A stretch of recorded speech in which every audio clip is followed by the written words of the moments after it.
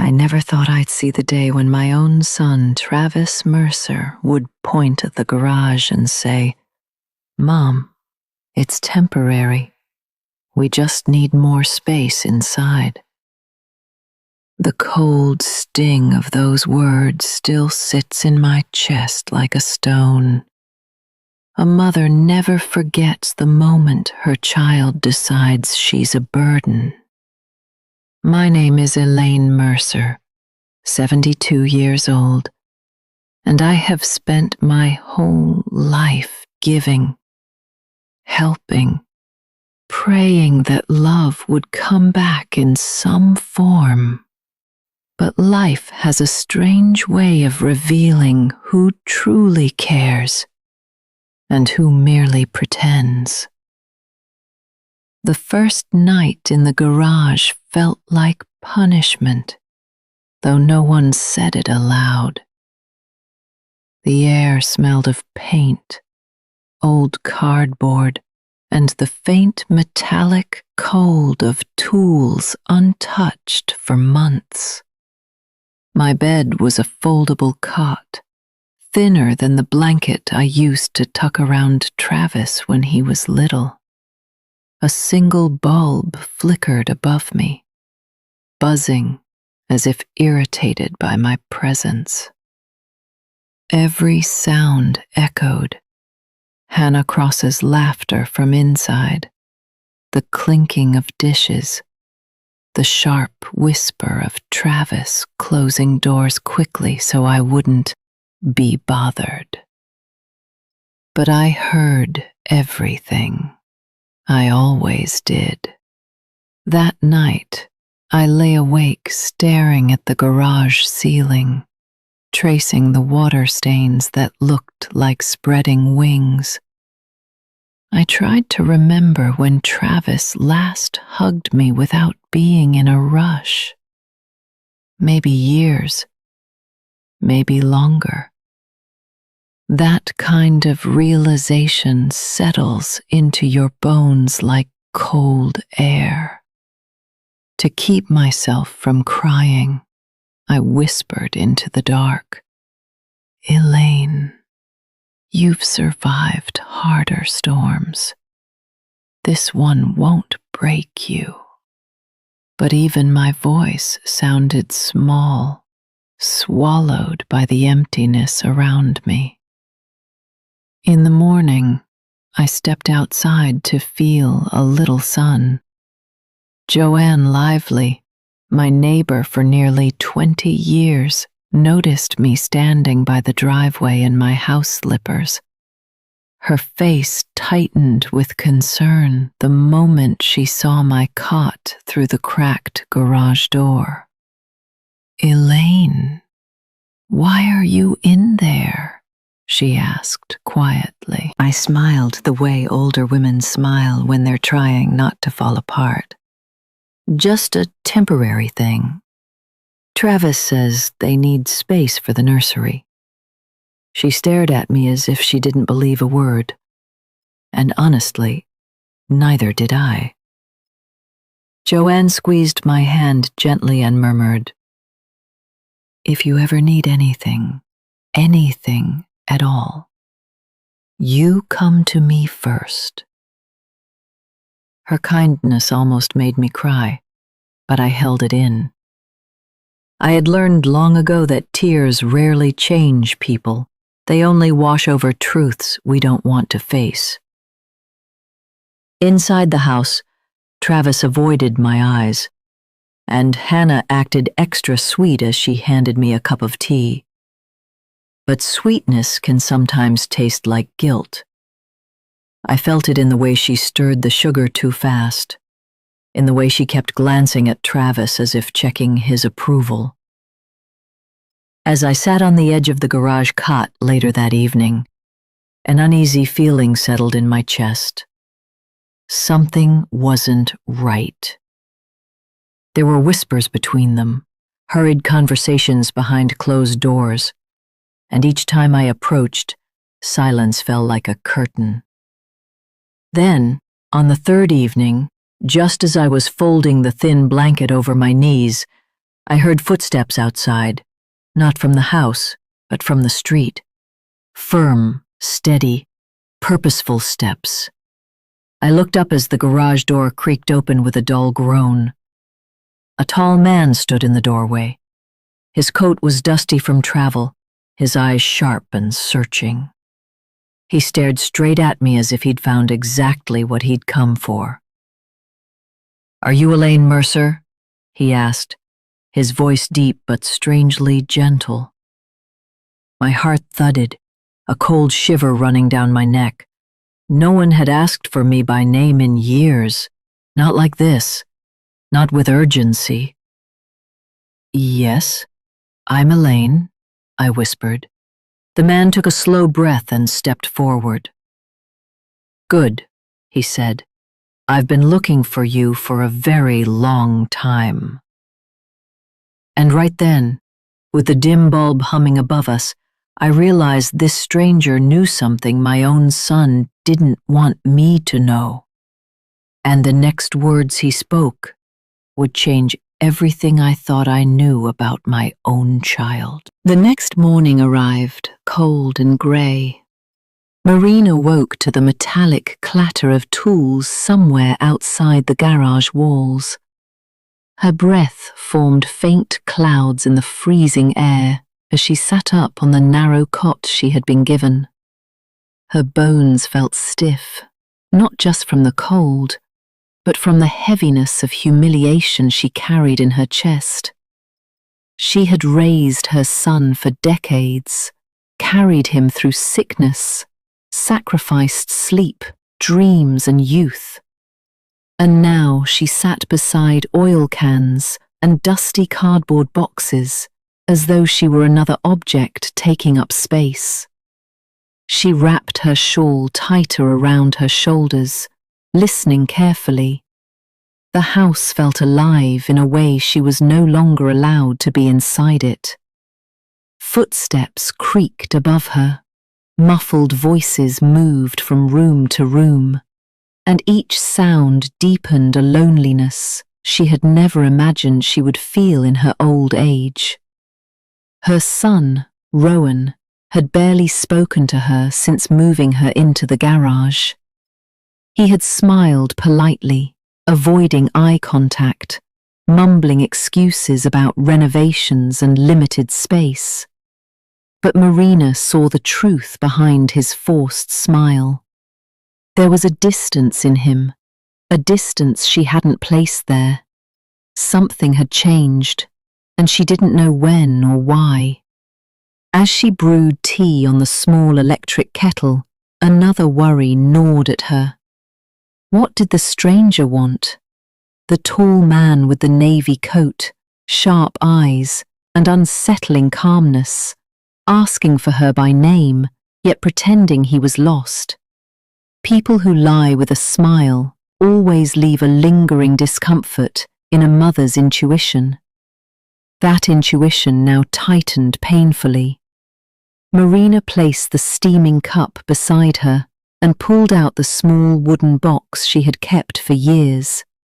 It held old photographs, faded letters, and a few tiny objects with memories attached. But today, she wasn't looking for comfort. She was looking for something she hoped wasn't true. She sifted through the objects with trembling fingers.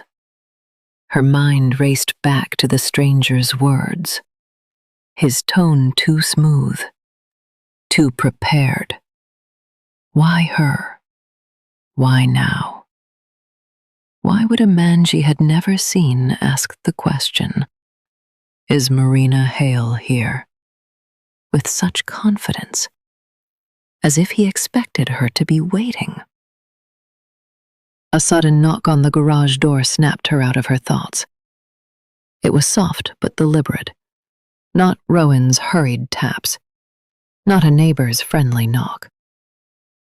She froze. Her heartbeat thudded painfully. The stranger couldn't have returned so soon. "Mom?" Rowan's voice finally came, but even that didn't calm her. Her son rarely knocked. He opened the door only halfway and stood like he had something to hide. "You all right?" he asked, rubbing the back of his neck. His eyes darted, toward the driveway, toward the street, toward anything except her.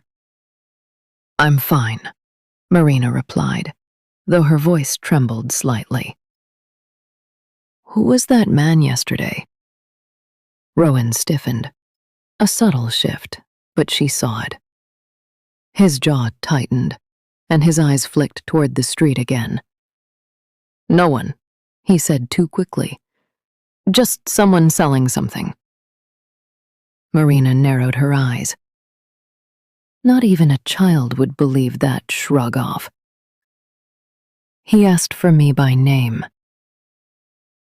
Rowan hesitated. His throat bobbed as he swallowed. "I don't know why he did that," he muttered. "Let it go, Mom. Let it go." Those 3 words echoed like a warning rather than advice. Rowan closed the garage door and walked away faster than usual. Marina watched him leave through the small window. Her stomach churned with unease. Her son was hiding something. She was sure of it. But was it about the stranger? Or about her? She sat back on the cot, mind spinning. The stranger's eyes, Rowan's distant behavior, the sudden decision to move her into the garage, none of it felt disconnected. Her instincts whispered the same message. There was something she wasn't being told. She reached for her old flip phone, the one she rarely used anymore. Her fingers hovered over the keypad. She needed advice. She needed someone she could trust. Someone who would tell her if she was imagining things, or if danger was creeping closer than she realized. She dialed the number of her childhood friend, Leora. The phone rang once, twice, 3 times. Then Leora answered. But before Marina could say a word, the line crackled violently. "Leora, can you hear me?" Marina whispered, panic rising. For a split second, she heard her friend's voice, strained, urgent. "Marina, don't trust." Static swallowed the rest. The phone went dead, and Marina felt the chill in the garage deepen as a shadow passed slowly by the window. The silence after the call cut off wrapped around Marina like a tightening rope. She stared at the dead phone in her hand, her heartbeat echoing in her ears. Her friend's half-spoken warning replayed again and again. Don't trust. Who? Her son? The stranger? Someone else entirely? The question felt heavier than the cold air in the garage. She stood slowly, clutching her shawl as she approached the tiny window. A shadow had passed earlier, she was certain of it. She pressed her fingers lightly against the glass. The outside world looked normal. The street was quiet. Fallen leaves skittered across the pavement. But still, a chill crept through her spine. She had lived long enough to know that danger rarely announces itself. It hides in the ordinary. Marina stepped back and sat on the low stool beside the old wooden box. She lifted the lid and picked through the objects inside. This time she wasn't searching for comfort. She was hunting for answers. Her fingers brushed against a small, yellowed envelope. She hadn't touched it in years, not since her husband Alden had passed. She opened it carefully. Inside was a folded document, brittle with age. She recognized it immediately. Alden's signed confession from decades ago. A confession she had begged him not to write because she feared exactly this, that one day it would resurface and bring trouble they couldn't defend themselves from. He had confessed to witnessing financial misconduct at the company he worked for, naming people far more powerful than himself. He had planned to expose them, but before he could, he died in what the police called an accident. Marina had always felt there was more to it. Her husband's last words still echoed in her memory. Keep it safe. If anyone asks for you by name, run. She had not thought about those words in years. But now, a stranger had shown up asking for her by name. The timing wasn't coincidence. It couldn't be. A trembling breath escaped her lips. She closed the envelope gently and thought of Rowan. He had been so young when Alden died. Did he know any of this? Or worse, had someone told him a version that put her in danger? A memory surfaced unexpectedly. Rowan's recent behavior. He had started receiving calls late at night, stepping outside to answer them. He had stopped letting her sort the mail. He had begun locking his office, something he had never done before. There was a nervousness to him now, a fear he tried to disguise behind forced smiles and quick excuses. Marina rubbed her hands together, trying to steady herself. Her mother's voice came back to her, soft but firm. When danger circles you, don't freeze. Listen. Watch. Think. So she did. She scanned the garage. The clutter wasn't just clutter. What if something had been placed here intentionally, something she had missed? Her eyes landed on the tall metal cabinet in the corner. It had always been half open before. Now it was firmly shut, as though someone wanted to keep something hidden. She walked toward it and hesitated. Her hand hovered over the handle. She swallowed hard and pulled it open. Inside were rows of boxes, but one stood out. A new one, unmarked, clean, strangely out of place. She knelt and opened it. Inside were documents, neatly bound together. Some were printed. They had her name on them. Others looked like copies of Alden's old reports, the same ones he had planned to expose. Her breath caught. Someone had been collecting these. Someone with access to Rowan's house. Someone who knew she would eventually end up in the garage. Her hands shook violently as she flipped through the papers. They weren't just old documents. There were new pages, recent investigations, financial trails, and lists of names. She recognized two of them. They were the same powerful men Alden had feared all those years ago. A floorboard creaked. Marina froze. The garage door handle turned slowly. Too slowly for it to be an accident. Too quietly for it to be Rowan casually checking on her. Her pulse thundered in her ears. She shoved the documents back into the box, pushed it inside the cabinet, and stepped back just as the door clicked open. A figure stood in the doorway. Not Rowan. The stranger in the navy coat stepped inside, his eyes calm, focused, and far too certain. "Mrs. Hale," he said softly, closing the door behind him. "We need to talk."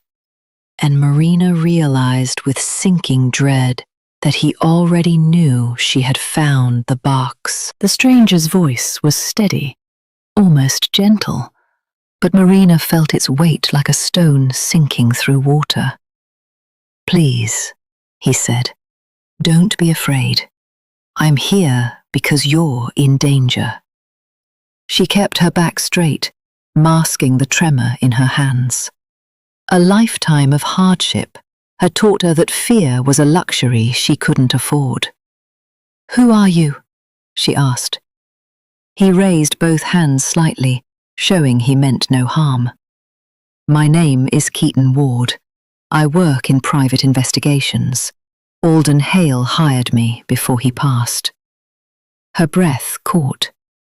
She felt as though someone had pulled the ground out from beneath her. "My husband," she whispered. "Alden hired you?" Keaton nodded quietly. "He knew something was coming.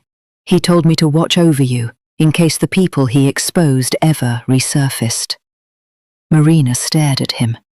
Her heart pounded with disbelief, sorrow, and a strange flicker of hope. Alden hadn't abandoned her to fate. He had prepared for it. "But why now?" she asked. "Why after all these years?" Keaton stepped closer, lowering his voice.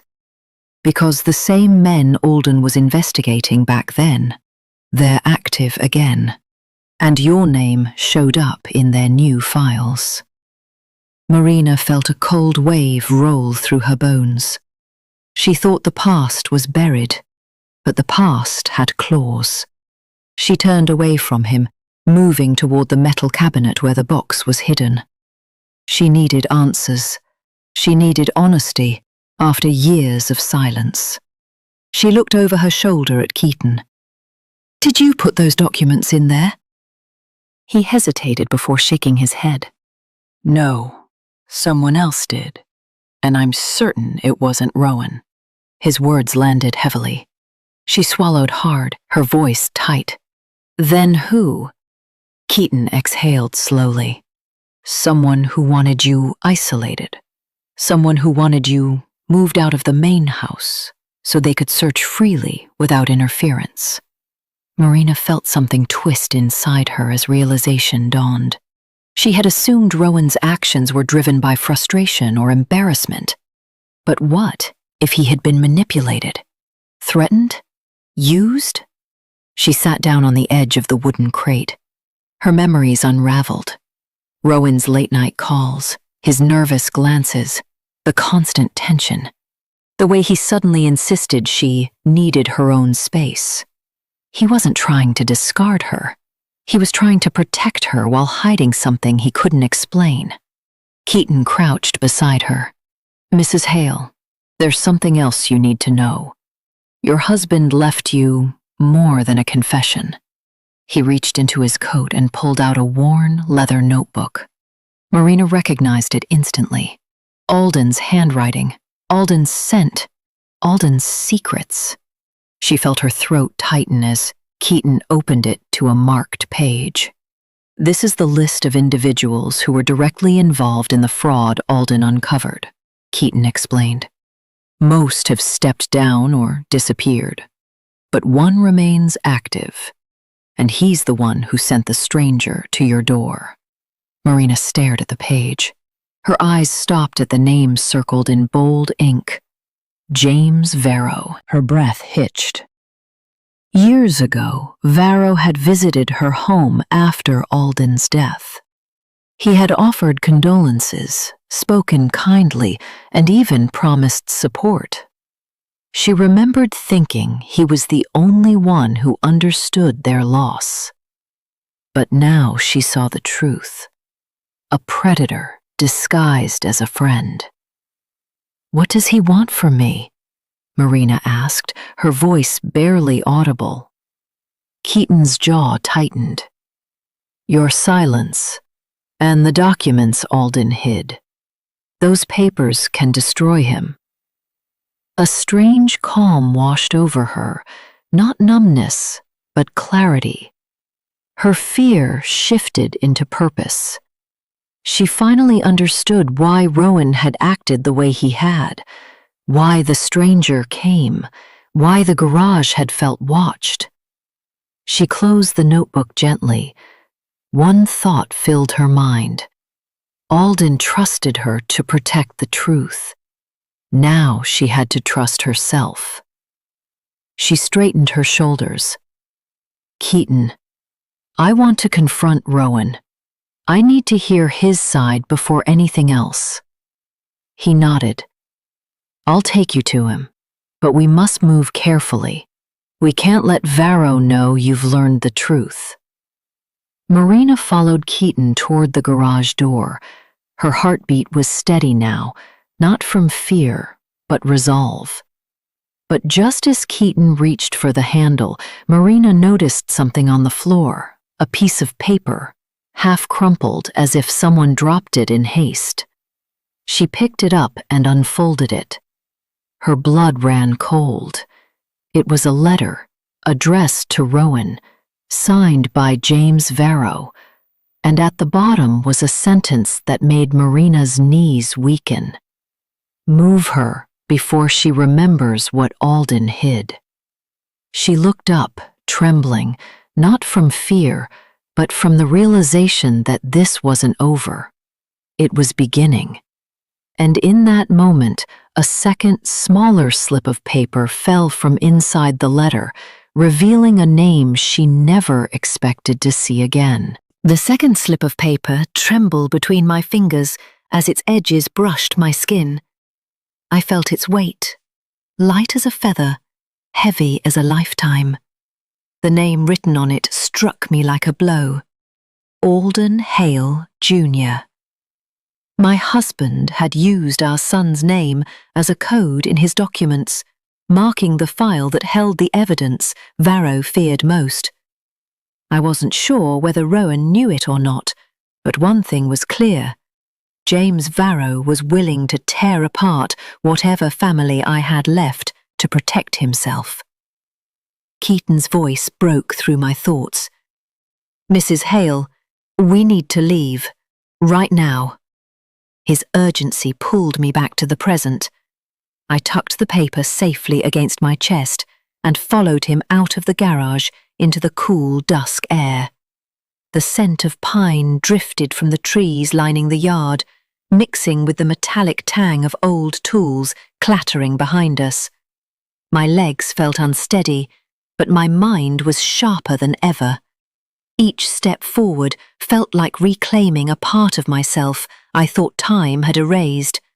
The years spent shrinking, bending, apologizing, suddenly they dissolved in the wind. When we reached Keaton's car, he opened the door for me, but paused.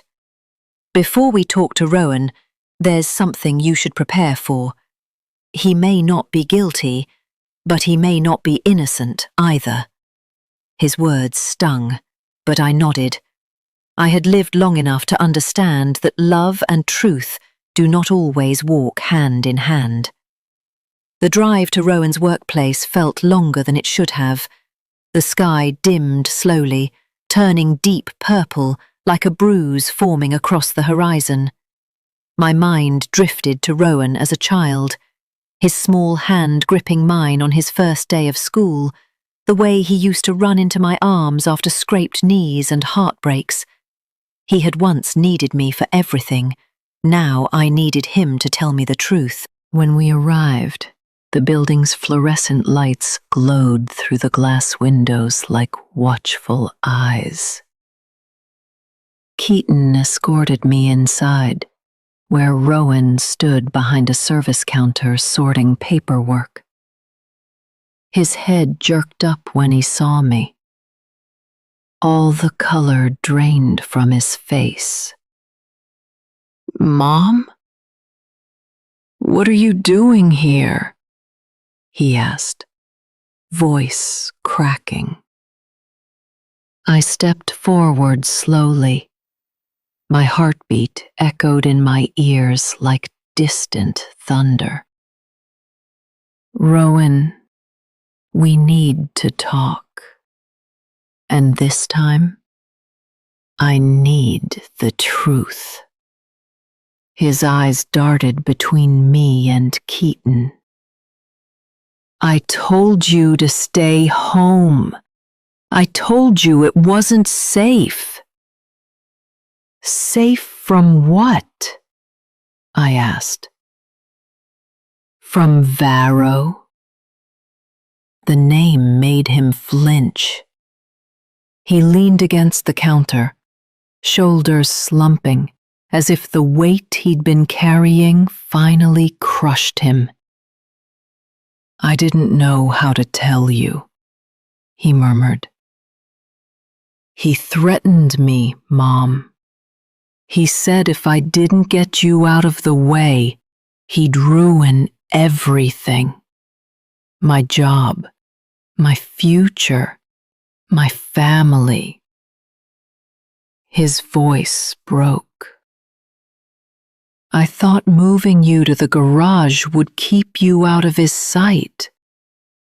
It was the only thing I could think of.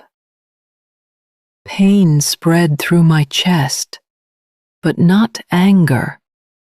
Pain for him. Pain for us. Pain for everything fear steals from a family. I stepped closer, placing a trembling hand on his arm. Rowan, he's after me because of your father. With or without you, Varro was coming. Rowan closed his eyes tightly. I never wanted to hurt you. I was just scared. Before I could answer, the lobby doors whooshed open.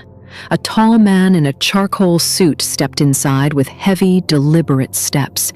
It felt as if the air compressed around him. My blood ran cold. James Varro. His smile was thin, stretched like a thread ready to snap. Mrs. Hale, you've been busy. Keaton instinctively stepped between us, but Varro raised a hand. Relax. I only came for what belongs to me. That notebook your husband left behind? His gaze locked on me, dark and threatening despite his calm tone. Hand it over, and no one gets hurt today. My fingers tightened around the hidden notebook in my coat pocket. I felt Rowan tremble beside me. I knew my next choice would determine everything. Our safety, Alden's legacy, the truth. I drew a slow breath, tasting fear and courage in equal measure. Then I stepped forward, meeting Varro's gaze head on. The room fell silent as my voice cut through the stillness. You'll get your answer, I said, but not here. His eyes narrowed. Then where? And just as the security doors slammed shut behind us, I knew the outcome rested entirely on my next move. The night after facing James Varro felt like the longest stretch of darkness I had lived through in years. But dawn has a way of arriving quietly, almost tenderly, as if reminding us that no shadow is permanent. When the first stream of sunlight slipped through the small window of Rowan's guest room, it rested on my hands like a warm reassurance. I hadn't slept much, but the light was enough to remind me I was still here, and I was no longer afraid. The meeting with Varro the night before had taken place at the police station, a place where he thought he could intimidate us into surrendering Alden's notebook. Instead, Keaton had revealed the final piece of evidence from the second slip of paper, the one Alden marked with Rowan's name. Alden had known Varro would try to corner our family, so he left everything with instructions for the authorities. A silent protection from a man who loved us until his last breath. Rowan sat across from me now in the small morning-lit kitchen, his face tired, eyes red but softer than I'd seen in months. He pushed a cup of chamomile tea toward me, the steam rising in gentle spirals. "Mom," he whispered, "I don't know if you'll ever forgive me." I held the warm mug between my palms and looked at him fully, not the frightened man he had become, but the boy I raised, the boy who used to leave dandelions on my windowsill every spring. "Rowan, fear makes people do desperate things," I said softly.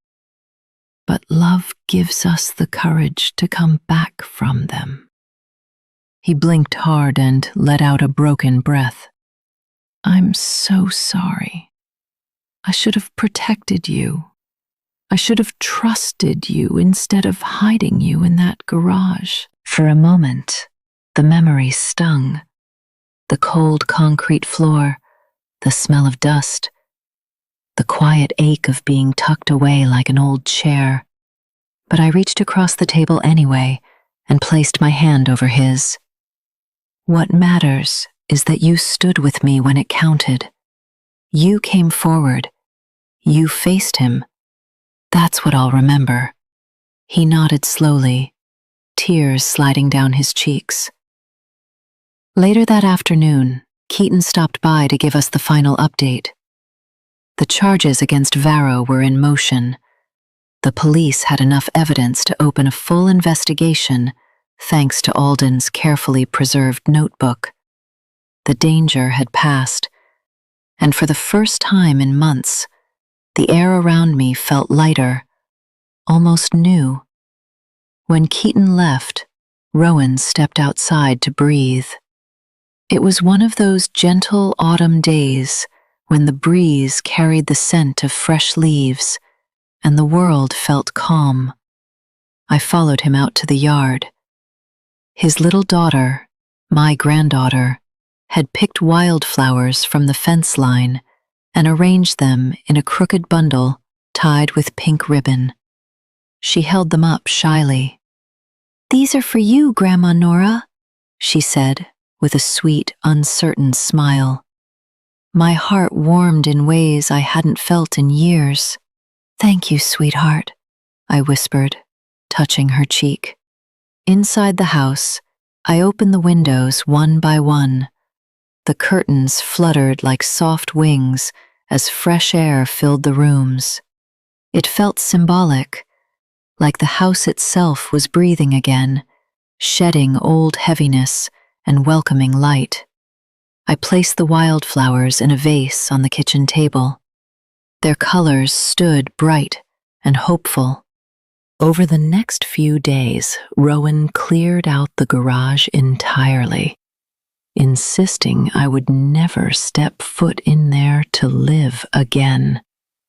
He moved a small armchair of mine from storage, the one Alden bought me on our 10th anniversary, and placed it near the sunniest window in the living room. When I sat in it, I could feel the sunlight warming my shoulders, as if Alden's quiet spirit was blessing the moment. Healing doesn't arrive all at once.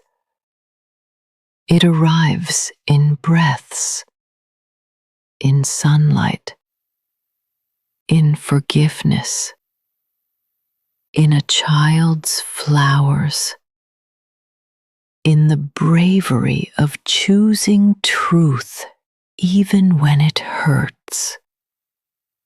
And as I watched Rowan kneel beside his daughter and help her pick up her fallen crayons, I realized something important. Families break, but they can also mend if someone chooses love over fear. Standing by that open window, I breathed in the fresh autumn air and made peace with the past. My story wasn't one of defeat. It was one of resilience, truth, and rediscovered strength. And now, dear listener, I want to leave you with a question from my heart to yours. What would you have done in my place? Share your thoughts below. Like, subscribe, and hit the bell for more emotional stories. See you in the next chapter of life and mystery.